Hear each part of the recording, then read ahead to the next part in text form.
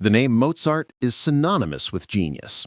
To us, his music is the sound of heaven itself, a symbol of purity and perfection. But behind this brilliant facade lies a story that, for centuries, people preferred not to tell. A story of relentless exploitation, of vulgarity, psychological trauma, financial ruin, and the mysteries surrounding his enigmatic and premature death. This is not a tale of a divine gift. This is a tale of human tragedy. It all began in childhood, a childhood that today would unhesitatingly be called a form of abuse. His father, Leopold, an ambitious and domineering musician, saw in his son not a child, but a gold mine, and turned him into a commodity. At age 3, when other children are barely learning to speak, little Wolfgang was chained to a harpsichord for up to 12 hours a day. At 6, he was put on display in his first concert tour. And at 7, a true hell began, the Grand Tour, a grueling 3.5-year marathon covering 88 cities across Europe. Young Mozart and his sister were paraded like circus animals. They were forced to undergo humiliating tests for public amusement, playing blindfolded, improvising on unknown themes, all to prove their talent to a skeptical aristocracy who saw them as mere curiosities. The constant travel in carriages over broken roads without rest or proper nutrition destroyed his health. He fell gravely ill, nearly dying from rheumatic fever, an illness that many believe left scars on his heart and permanently weakened his immune system for the rest of his life. But there was another, silent victim, his sister, Nannerl. At the start of their career, she was the main star. Her name billed first on the posters. But the 18th century world was cruel to women. As soon as she grew up, her musical career was forcibly terminated. It was considered improper for a woman to shine in public. Instead of fame and concert halls, she was sent to the kitchen to prepare for marriage. She was wed off to a widower 15 years her senior with 5 children. Her talent was stolen. Her own compositions, if they ever existed, were lost forever. A traumatized childhood, devoid of normal development, created a strange, contradictory man. One of Mozart's most shocking and long-hidden secrets was his pathological obsession with scatological humor. His letters are filled with crude, vulgar jokes about excrements, asses, and bodily functions. His wife, Constanza, horrified by the side of his personality, tried to censor the most obscene passages after his death to save his reputation. In a letter to his cousin, with whom he may have been in love, he wrote, "Good night, but first shit in your bed and make it burst." He even composed a canon titled Leck mich im Arsch, lick my ass. Modern psychiatrists see this not just as crude humor, but as a sign of serious disorders. Some suggest Tourette's syndrome, which would explain the involuntary tics, grimaces, and outbursts of obscenities that his contemporaries wrote about. Others point to OCD and borderline personality disorder. He was a genius trapped in the body and mind of a deeply wounded man. Despite his fame, Mozart's adult life was one long financial catastrophe.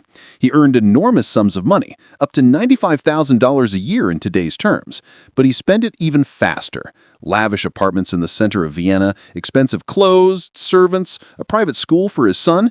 He desperately tried to live like an aristocrat, but had neither the means nor the self-discipline. When his income dropped, he began to drown in debt, sending humiliating, heartbreaking letters to friends and patrons begging for loans. It got so bad that one of his patrons, Prince Lichnowsky, sued him for an unpaid debt. Contrary to the famous myth, he didn't die in complete poverty, but the final years of his life were overshadowed by constant fear, desperation, and depression. In 1784, Mozart found a refuge by joining a secret society, the Freemasons. This gave him not only access to a circle of influential men, but also a philosophical sanctuary, an idea of brotherhood and equality. His last great opera, The Magic Flute, is a pure Masonic allegory about the battle between light and darkness, reason and ignorance. Some contemporaries even believed he revealed too many of the order's secrets in it, and that this was the cause of his demise. Mozart's death at the age of 35 is one of the greatest and most debated mysteries in history. In November 1791, at the height of his creative powers, he fell suddenly ill. His body began to swell, he was racked with vomiting, but he remained fully conscious almost until the very end. There are over 136 post-mortem diagnoses. The most famous myth is poisoning. The rumors started immediately after his death and later evolved into the immortal legend of the envious composer Antonio Salieri. But it is a lie. Mozart's symptoms are completely inconsistent with poisoning, and Salieri, while a rival for court positions, was actually a friend who respected his genius and even taught his son music after his death. In 1784, a mysterious stranger dressed in black appeared and anonymously commissioned a requiem mass. Consumed by depression and paranoia, Mozart became convinced he was writing the requiem for himself. "I know I must die. Someone has poisoned me. I'm writing this for myself." In reality, the client was an amateur count who wanted to pass Mozart's music off as his own. But this dark story gave birth to the central myth of his death. The most likely cause is both mundane and, for that reason, even more tragic.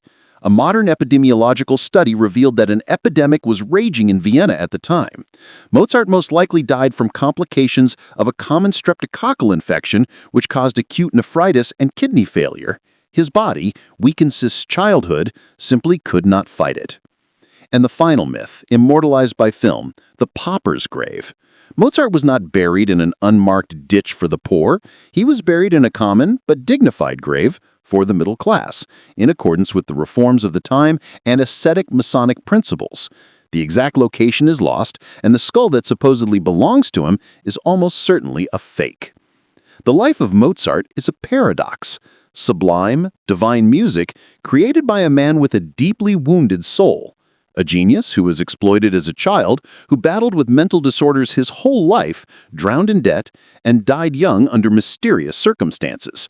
His story reminds us that behind every great symphony stands a living, suffering human being.